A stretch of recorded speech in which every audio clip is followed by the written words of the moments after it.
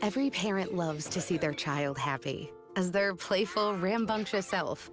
Awesome. When they're healthy, that's all possible.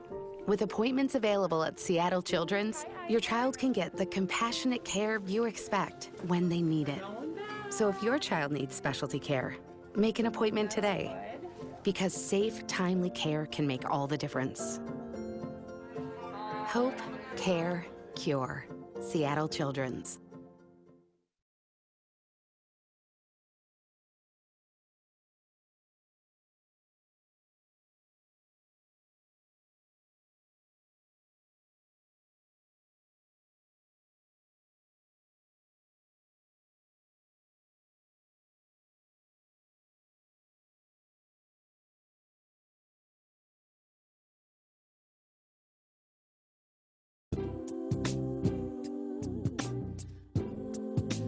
Welcome, Yellowwood. I feel very accepted here. I feel like I can be open and be who I want to be and not feel like I want to be invisible all the time. I have leadership qualities. It's just every school's just like, what do we do with your leadership qualities? This school, I created the student council, and I'm also the president of it.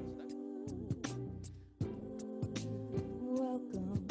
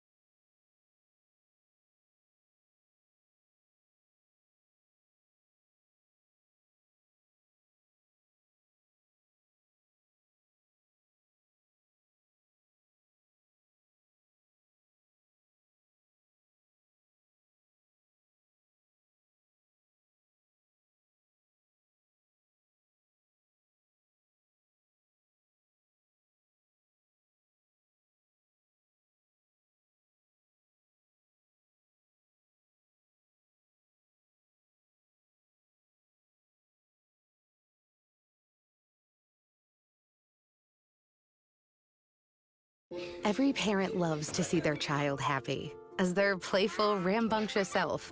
Awesome. When they're healthy, that's all possible. With appointments available at Seattle Children's, your child can get the compassionate care you expect when they need it. So if your child needs specialty care, make an appointment today, because safe, timely care can make all the difference. Hope, care, cure. Seattle Children's.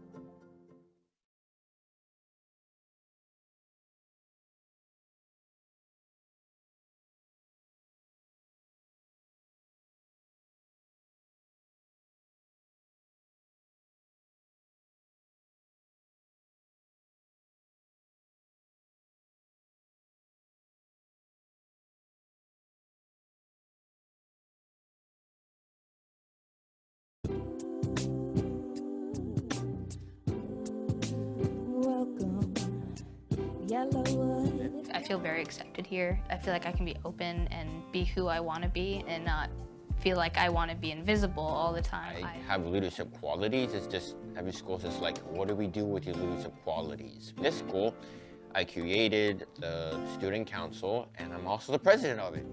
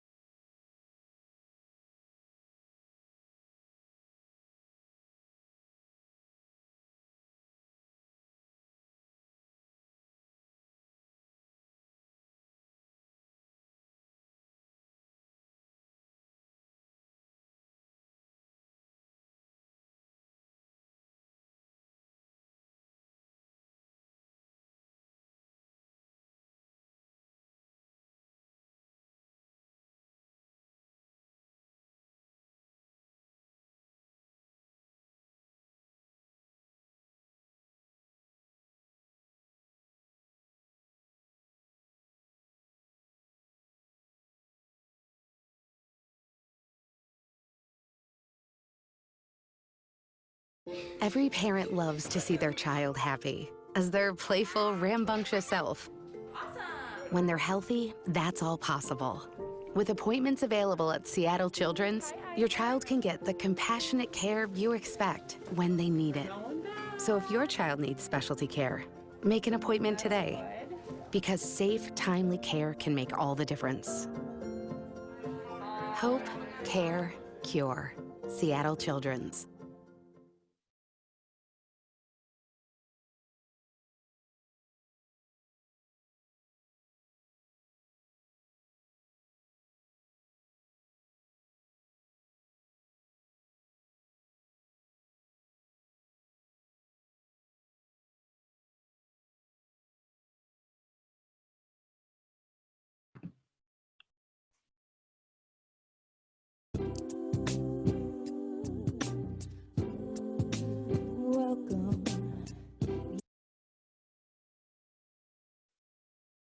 Hi, good afternoon, and thank you for joining us for today's Parent Ed Talk, Safer, Smarter Strategies to Help Teens Cope during COVID-19 closures. I know that I am, like many of you, in an exceptional space to appreciate that we have Dr. Christine Carter here today to chat with us again. Christine is the author of many books. She was the executive director of UC Berkeley's Greater Good Science Center, and her latest book, The New Adolescence, Raising Happy and Successful Teens, is widely available. So thank you again for joining us, Christine. My name is Elaine Sulkin, and I'm the CEO of ParentMap, and I am the mama to 3 big kids and the bubby to 2 little ones. For those of you that are not familiar with ParentMap, we're a very content-rich parenting site. We have print magazines, we produce books, and we think about providing content for the journey of parenting from broccoli to popcorn. Broccoli being, I would define today's talk more in the broccoli space, health and development, wellness, and education, and then popcorn, all the nutritional popcorn, we'd like to say, all of the great adventures that you can do out and about. So welcome. We hope that you'll consider signing up to get ParentMap delivered to your home for $12. It's just a great way to inspire you on some parenting content. And before we begin today, I just want to go over a few housekeeping items. Today's webinar may be republished, and so we're recording it. So we just want to give everyone a heads up that we're doing that. We also invite you to use the Q&A icon at the bottom of your screen to send us questions throughout, and we will feed those to Christine. And also feel free also to chat amongst yourselves and say hi to each other. And of course, we couldn't do this without you zooming in. So thanks again for being here and supporting our virtual events. Check out our events page. There's a bunch of different events coming up. And we want to especially thank our sponsors: Seattle Children's Hospital, Pacific Medical Centers, Eastside Catholic, Yellowwood Academy, Dartmoor School, and Washington 529 College Saving Plans. So with that, it's so great to see you again, Christine, and you've got the mic. Okay, well, it's great to be back here again. And, I thought that I would begin by talking a little bit about how we're all coping these days. It's pretty hard. We're all facing a lot of unknowns, I think parents especially. And it's really hard to know how to get our work done. And I'm hearing from a lot of people that it's really hard to focus, for example, in the face of all this uncertainty and all the having our kids home, frankly.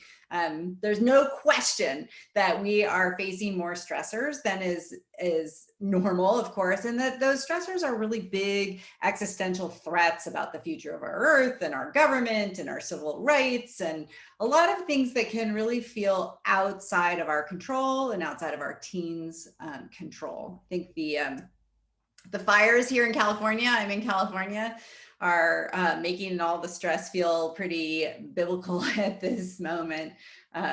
Personally, I'm bracing myself for locusts next, who even really knows? So anyway, as a result of all of this, my clients, I'm a coach as well, keep diagnosing themselves with all kinds of disorders. Now, I'm not actually any sort of medical doctor. I'm not even a therapist. I'm a coach, but my clients keep saying things like, I think I have ADD. I'm pretty sure I have ADD. Or do you think I should take B12 because I'm pretty sure that I'm suffering from adrenal fatigue? Or they'll tell me more concerningly that they are pretty sure that they're suffering from an anxiety disorder or clinical levels of depression. And they'll ask me if they think that I can refer them to a doctor to get a prescription. And, you know, it's clear to me that as a whole, it's just a lot for us as parents. So what I want to know is, how have you been feeling? We're going to put up a poll, and I know some of you are watching on Facebook and can't participate in the poll, but we're just going to do a super quick poll. Here we go. Select as many as apply for you. So how have you been feeling? Are you experiencing some worry or anxiety or fear, some frustration or irritability or anger? How about grief or sadness, despair, guilt, remorse, regret? Do you feel resigned, exhausted or overwhelmed? Disagreements, misunderstandings and conflicts in your home? Is that happening a lot? Or do you feel unfocused or unproductive? Or maybe there's something else that you've been feeling. I know that there are positive things as well. So I would encourage you to put those something else's in the chat if you are watching live. Okay, so let's see where we are with our poll. If you can, here, I don't see the results. I don't know if everybody else can see the results. Ooh, there they are. Okay. So it looks like 71% of people are experiencing a lot of worry and anxiety and fear. Here are the top three. Feeling overwhelmed. I'm really seeing a lot of that, 71% there. And unfocused, unproductive, and trouble concentrating. Okay, so this is a lot of what I am seeing among my coaching clients as well.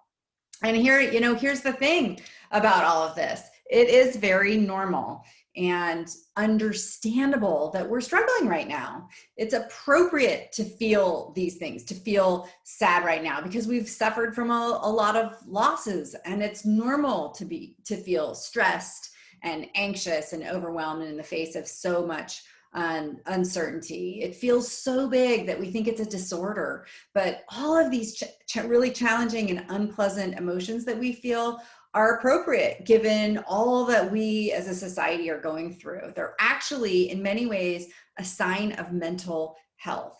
Mental health is more than the state of being comfortable or being happy. It's actually not at all like physical health in this way, where if you don't feel well, you might be ill.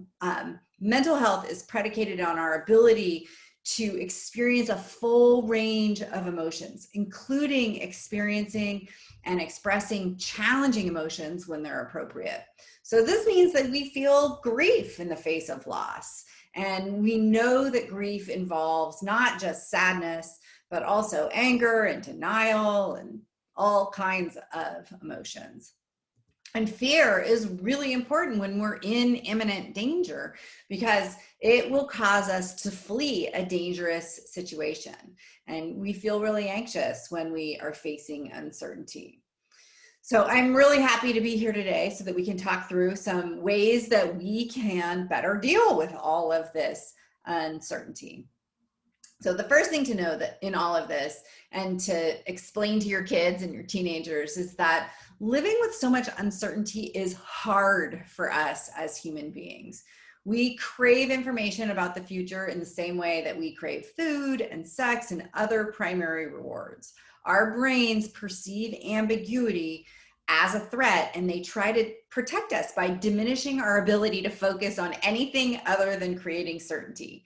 So for the 71% of you who said that you're having a really hard time focusing. Some of that may be because you have really tangible interruptions constantly with your kids who may or may not be in school, or you may or may not have childcare. But, a lot of it is just the uncertainty. It's your brain trying to rescue you from it. Like, make only plans for the future. It doesn't know that that's not actually really all that possible right now. So this uncertainty is actually more stressful than many of the stressors. So let me explain what I mean by that. Research shows that job uncertainty, for example, tends to take a more significant toll on our health than actually losing our job, right? So just feeling uncertain about whether or not you're going to have a job in a month tends to be more stressful and take a bigger toll on our health than becoming unemployed. And similarly, research participants who were told that they had a 50% chance of receiving a painful electric shock, obviously in a study, felt far more fear and anxiety and agitation than participants who believed that they were definitely going to get the same painful shock. So that anxiety that we feel is often more from just the uncertainty than big stressors like the wildfires in my area. So you can imagine how uncertainty about things like school must be affecting our teenagers. Now, here's the thing. Sometimes, maybe always, it's more effective not to attempt to create certainty. So let me just say that again. Usually it's more effective not to try and create certainty, right? Even though that's the obvious thing that we tend to want to do. Though, evolution might have rigged our brains to resist uncertainty, we actually can never really know what the future is going to bring. And in improbable situations like this pandemic, which has massively disrupted our routines and kind of utterly destroyed our best laid plans, we need to learn to live with ambiguity. So I often think of what the mathematician John Allen Paulos wrote. He wrote, "Uncertainty is the only certainty that there is, and knowing how to live with insecurity is the only security." That quotation is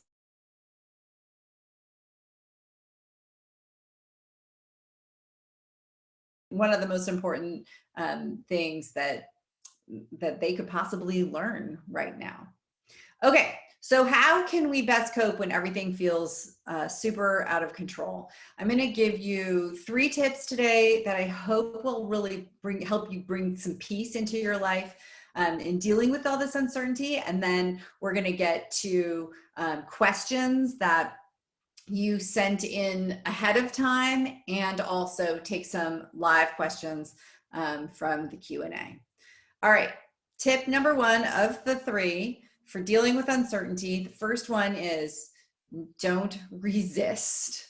Resisting this current reality won't help us recover. It won't help us learn. It won't help us grow. It definitely doesn't help us feel better. Ironically, resistance tends to prolong our pain and difficulty by amplifying the challenging emotions that we're feeling. There is real truth to the saying that what we resist persists. There is, of course, an alternative. Instead of resisting, we can practice acceptance. Research by Kristin Neff and others, you might have heard of all Kristin Neff's research on self-compassion. She's shown that acceptance, and particularly self-acceptance, is really a counterintuitive secret to happiness, even in really difficult times. Acceptance is really about meeting life where it is and moving forward from there. So because acceptance allows us to see the reality of the situation in the present moment, it frees us up to then move forward rather than remaining paralyzed or remaining ineffective by the uncertainty, the fear, or maybe it's just an argument, just the act of an energy of resistance. So to practice acceptance, we surrender our resistance to a problematic situation, but then also to our feelings about that situation, no matter how difficult those feelings might be.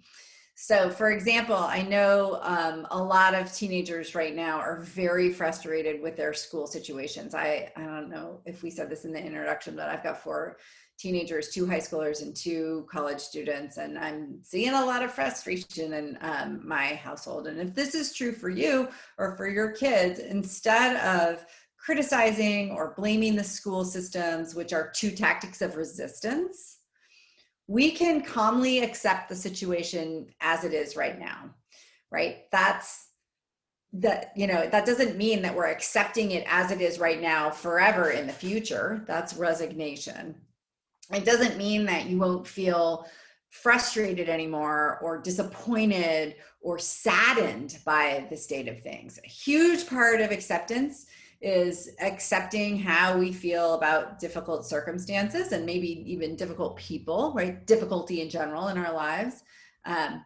But allowing our challenging school situations, for example, to be as they are right now, and acknowledging our feelings about that, even if those feelings aren't particularly feel good kinds of feelings, right? Like they tend to lean towards the more difficult emotions. It really does put us in a better position to move forward.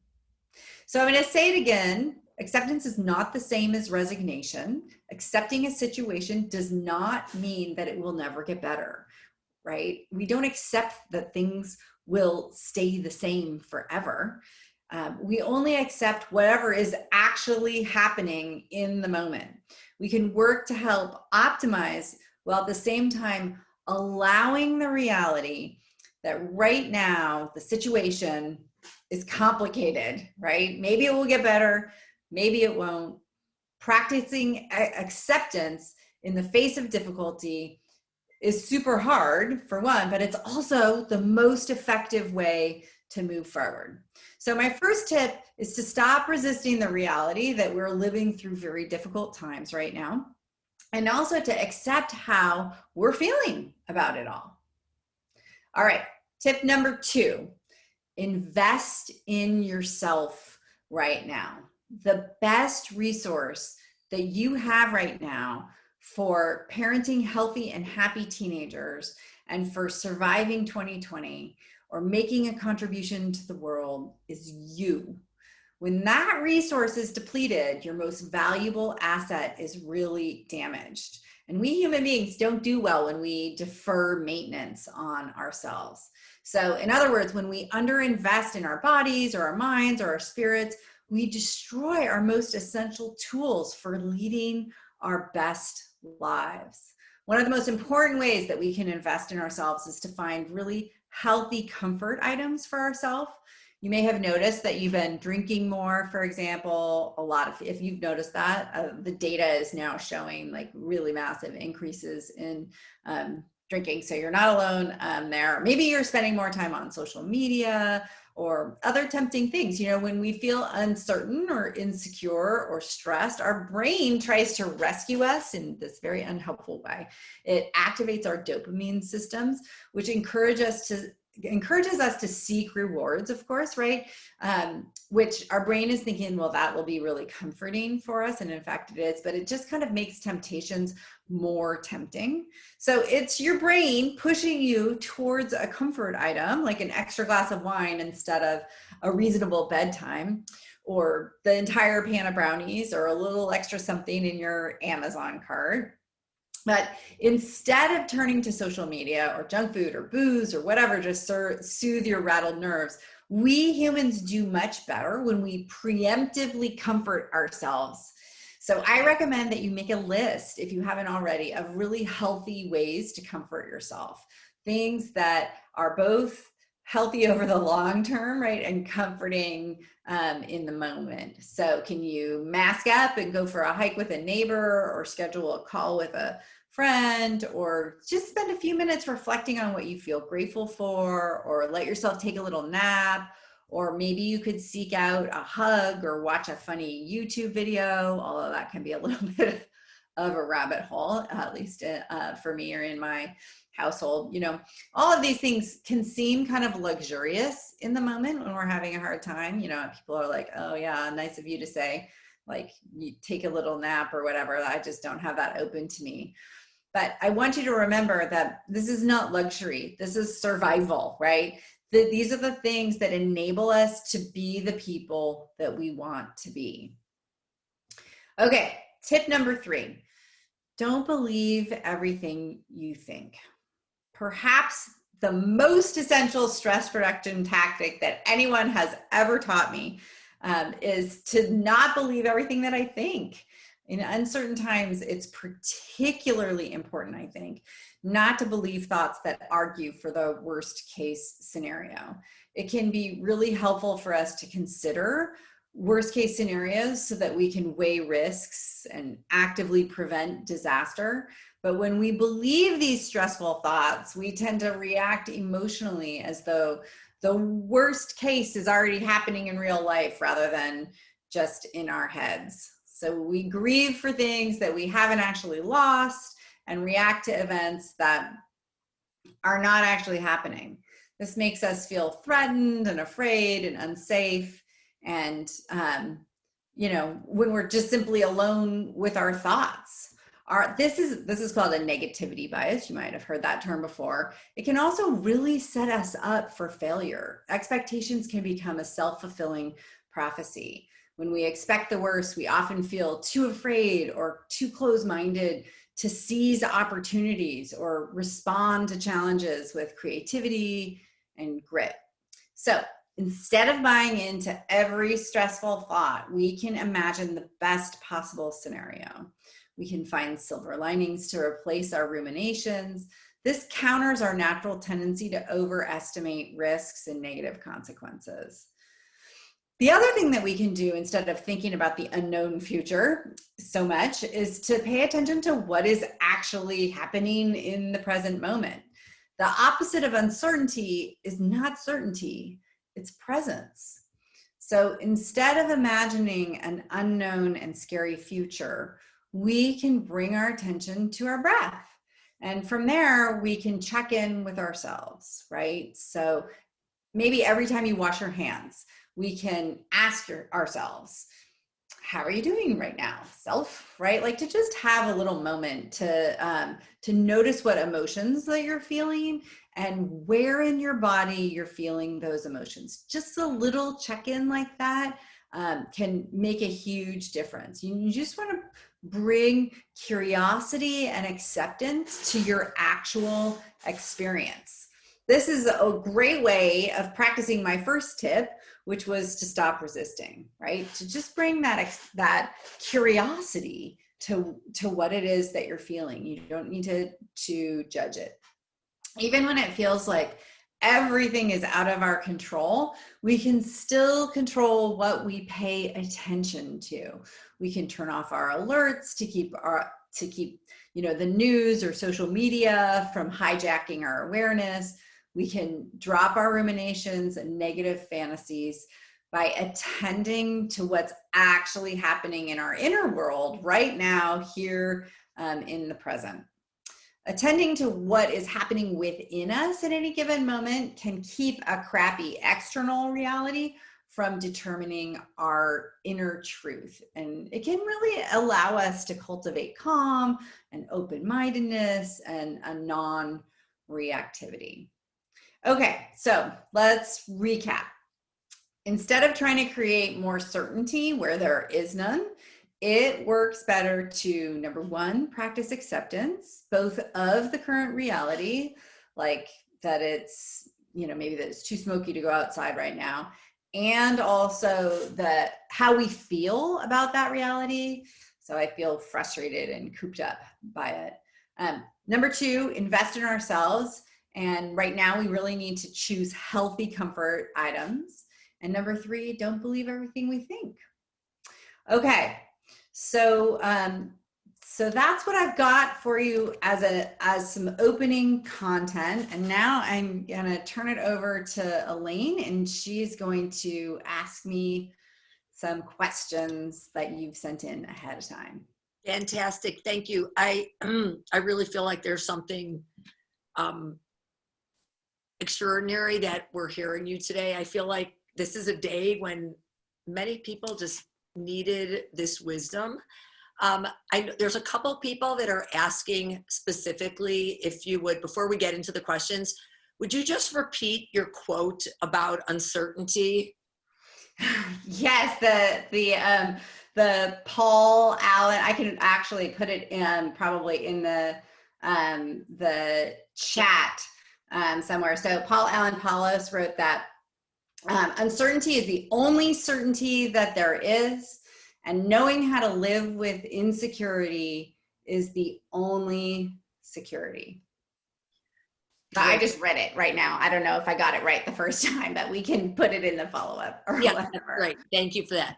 So there's, many questions around how can I help my teen to be positive and find the good and the bad without invalidating her feelings when she's missing her friends and being at school and dreading virtual learning every day. Yes. Okay, so here's the good news. We parents can really, really help our kids cope with all of these disruptions and uncertainties of their normal lives. And so I'm going to give you sort of 2 ideas about how to help kids cope and stay positive. And the first thing is to really recognize what's hard for them about all of this. That's really unique to adolescence. There's teenagers have a universal drive for autonomy and for freedom. They really weren't hardwired for this, to be locked down at home, social distancing, not able to go to school, totally under their parents' thumb. They used to have these really independent lives at school where they had privacy, for example. They, like it or not, from a parenting perspective, they had plenty of privacy there to lead separate lives from us. So it's a real loss of control when they're pushing for more control and really more independence. Okay, so that's one reason. Another reason is the social isolation. Social isolation is super hard for human beings of all ages, as I think many of us are finding out. But because teenagers and young adults even are more attuned to their peers than the rest of us, it's even more profoundly distressing for them. So it's important for us as parents to recognize that their attunement to the peers isn't just an annoying quirk. There is a trifecta of brain things that happen that collides with their social world, that their brain really is much more focused on social status and their peer relationships. And so it's more stressful for them. In addition, that hardwired attunement to social status makes them super touchy. I don't know if you've noticed this, but mine are super touchy about whether or not they're being treated like children. So I don't think that even little kids like to be treated like little kids from when we're trying to control them. But for teenagers, it means that they really feel infantilized just by the fact of being ordered to shelter in place, right? Or to be in any form of lockdown. I don't know in your area how locked down you still are, but we're pretty locked down here, and it's pretty unpalatable to the teenagers. So just when, they've gained, okay, so here's another thing that teenagers, for the most part, kids in general don't think about the future that much until the advent of adolescence. And then their brain develops the ability to plan, right? And to think about the future. And then socially, of course, in well-educated communities, we really push our teenagers to think about the future and to think about, just by asking them where they want to go to college, or the assumption that they're going to do something, they're going to finish high school. We're very future oriented as a society. It's kind of a long-winded way of saying that. And so just as their orientation towards the future has come online from a brain standpoint, their future was exploded, right? They were really planning on the prom and graduation and all the things. Okay, another reason that this is really hard for them that we need to recognize as parents is that adolescents really experience their emotions much more intensely than adults. You may have noticed. in your household. This is totally normal and appropriate. It's thought to be evolutionary, why they do this, but it's just super distressing to us as adults, and that's normal too, right? So a lot of times they feel these big feelings, and what they're trying to do is get us to feel them too. And it's just a particular way of learning about the world. And it's hard as a parent to have teenagers doing that. Okay, so the first thing is that like we can understand what they're going through and why it's actually harder for them than it is for us in a lot of ways developmentally. And then the second thing, and I'll be quicker about this, is that we can ask them how they feel. Right? So we can be really understanding and compassionate about why it's hard. And then we can talk to them about the emotions that they are experiencing and bring that same acceptance and curiosity that I was talking about earlier to their emotions as well. So research really, it shows that when kids are stuffing their feelings down, so this is something that psychologists call emotion suppression, their intelligence and their learning really suffers. Their ability to focus really suffers. It starts to really hinder their functioning, which just makes matters worse. It's like one thing to feel really frustrated and another thing to like feel frustrated and have that really impacting your functioning on top of it, which then creates a whole nother layer of challenging emotions to deal with. So we know that pretending to feel fine, even when we're actually feeling something else, takes a lot of energy. It takes self-control, and that steals the energy and willpower that kids need right now to just get through their lives, to focus on their schoolwork, which when it's hard to do this online learning. So as a parent, even with a teenager, it's really important to help them identify how they're feeling. This is just a labeling thing. This also works with husbands. In case you have one that might need a little boost in this area, right? So you want them to start to express themselves. Like if they might say something like, I'm feeling really anxious right now. And that's great. That's a giant win, right? This is the name it to tame it technique. So if they say, I'm feeling really anxious right now, instead of swooping in and trying to fix that anxiety, just recognizing how great it is that they just identified the anxiety. Because when you're feeling anxious, that emotion is activating the fear center in your brain, where more primitive emotions are. And when you label it, you can do this as a parent for your teenagers, for any kids. So they might be acting anxious, but not have named it. And you can say, are you feeling anxious? And if they say yes, it moves it to a different part of the brain, calms the fear center a little bit. So it just helps them metabolize the emotions that they're feeling. It helps them dissipate a little bit. The goal isn't to get rid of the emotions. The goal is to practice acceptance. But the reality is that labeling emotions and understanding what's happening really is a much more high functioning way to do it. Now, another tip around this with teenagers, if they're getting really caught up in why they're feeling what they're feeling, the tendency is to get caught up in a narrative or a story about why. And this is not about why, it's about what, right? What are you feeling? What specific emotions are you feeling? Where in your body do you feel it, right? Like really bringing them back to the what of it, because the stories we have about why we're feeling the way that we're feeling tends to lead to the rumination and a lot more, then you're having a lot of thoughts about the future and then reacting emotionally to thoughts about the future. And what we want is for kids to be processing the emotions they feel about reality, right? The reality of their situation is hard and it's producing emotions. Those are the ones that we want to sort of identify and really help them process. Great. I'm not saying I know any males that are emotion suppressors, but if you have any favorite articles in the follow-up that you want to share, Oh, my husband loves it when I write about him, but I do. So. I mean, I don't know why I've just never heard the term emotion suppression, but okay, yeah. So let's move on to a few questions that we're going to cluster together.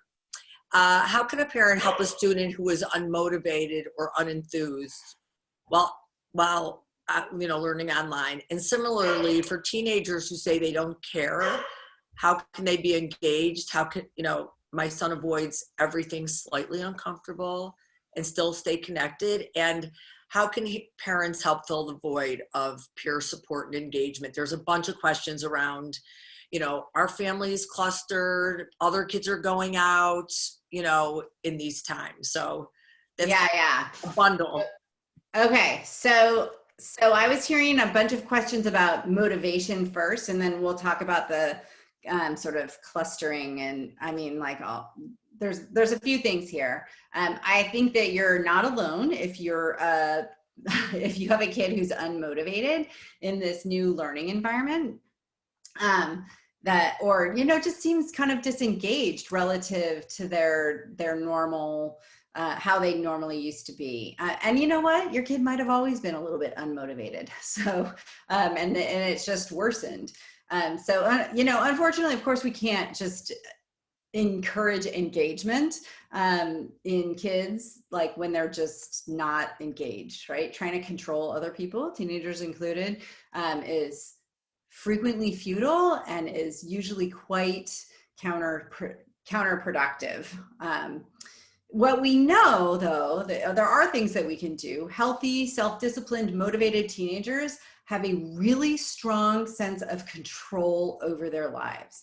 A mountain of research demonstrates that agency, having the power to affect your own life, is one of the most important factors for both success and for happiness. So believing that you can influence our own lives, right? Our teenagers can influence their own lives through their own effort predicts practically all of the positive outcomes that we want for our teens. Better health, longevity, lower use of drugs, alcohol, stress, emotional well-being, I mean, on and on, but especially that motivation piece of things. So this is kind of how we help keep them positive, which was the first part of that question. And it also impacts academic success and career success and stuff. So every outcome that researchers look at and that parents really care about. But of course, agency is a pretty tough thing to come by in a time of such severe anxiety when everybody feels like it's all out of control and that we're being controlled by something outside. So what we can do is we can go back to the tips that I recommended in my initial remarks, particularly around acceptance. Again, helping them stop resisting reality can open them up to putting their energy into behaviors that actually do make them feel better. So a lot of the lack of motivation is really about resisting, like that they just hate this. They just hate school online. They just that's resistance. And so if we can get them to accept that this is the reality right now, they can start to create lives that feel better to them. Okay, ironically, the next thing that I would recommend is to just back off as much as humanly possible with teenagers, even when, it's counterintuitive when they're not seeming motivated and they're not doing the things that we really want them to do. And I'm really not saying disengage from their lives. It's really important for parents to stay involved and supportive with their teenagers. But we need to do so without being directive or controlling at all. The way to foster self-motivation in teenagers and others, once again, this is another, this works with anyone, tip, is to support, there's three things: their autonomy or their independence, their competence, and their connections to other people, or it's sometimes called relatedness. So these are the three core psychological needs that, when filled, lead to self-motivation, right? Like all roads to self-motivation are, independence, connection to other people, and as having a sense of competence. So as parents, we can really focus our attention, refocus kind of away from trying to motivate them directly to promoting self-motivation by giving them more freedom and privacy, because that boosts up the independence piece of things. It lets them be successful on their own terms, and it lets them fail and take accountability for that if that's what's happening. So my favorite thing in terms of not violating the autonomy need is, instead of telling kids what to do, is just to ask them what their plan is. As in, like, what's your plan for getting your homework done? What's your plan? Where do you plan on doing your schoolwork today? You know, those kinds of things. And, you know, same thing with all of the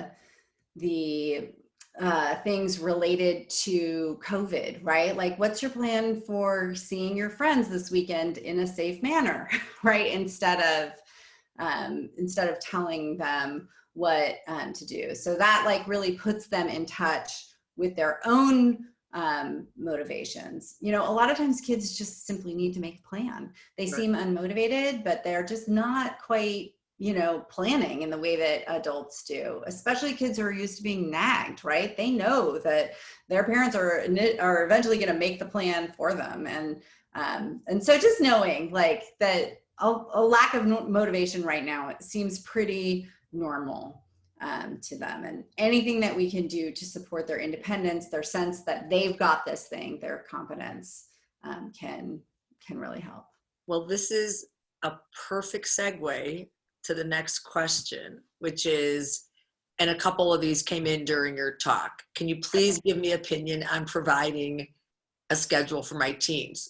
What could a sample schedule look like? My 12-year-old is done online by 12:30, wants to be on her iPad. So, you know, giving that independence and asking for, you know, what their plan is, coupled with the challenges of the day. Yes. Okay. So my opinion about handing a teenager a schedule is absolutely not. Do not do that. Because then that just gives them something to push against, right? Unless you for sure don't want them to follow that schedule. You just don't want to set them up to be dishonest with you or to not keep their agreements or whatever. But I am very pro structure, and very, I think it's really important for us to support their routines in their everyday life, right? So here are some ways that we can do that without just handing them a schedule for them to, you know, feel annoyed about. So we can plan in lots of really routine things. Like in our family, we have like mandated dinner time. And because the kids have less interrupting it, right? I actually, one of my kids is still going to basketball, and so he gets home late and the entire family waits and we have dinner together. Like, this is something that they can always count on.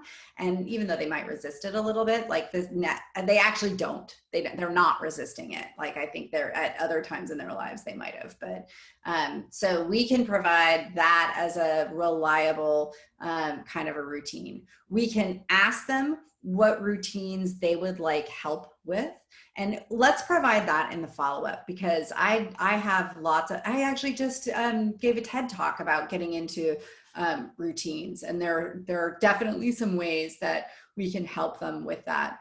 I think around the learning, having a designated space to concentrate, it's like a learning playing field, right? Like, they go to this one place where their brain sort of knows that it's time to focus.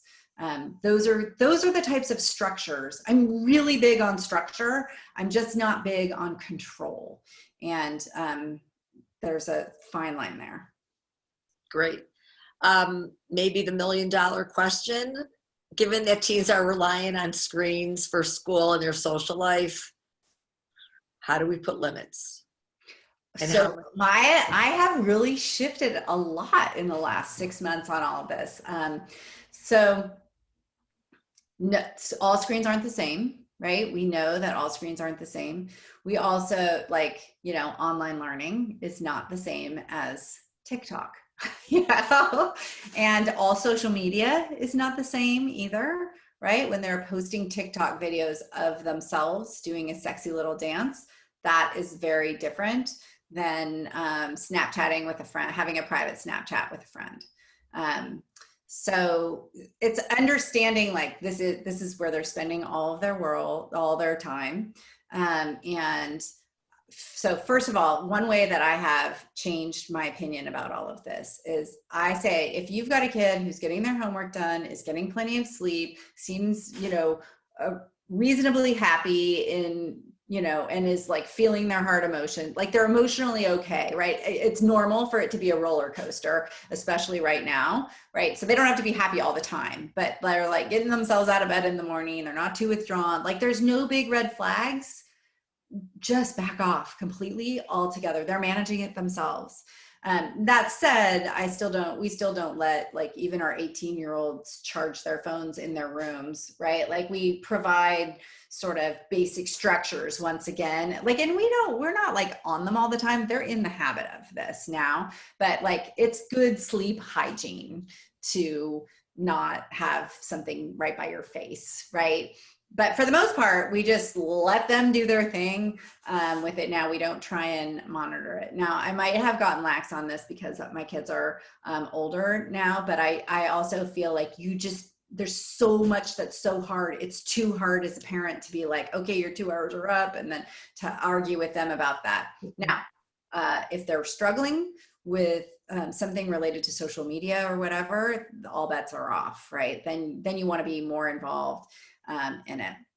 I also think that it's really important to have times and places in which there are no screens every single day. So no phones, while you're eating dinner, no screens. Like even if, you're, somebody wants to control the music or something like that. Like we just don't let, as a family, don't look at screens while we're eating.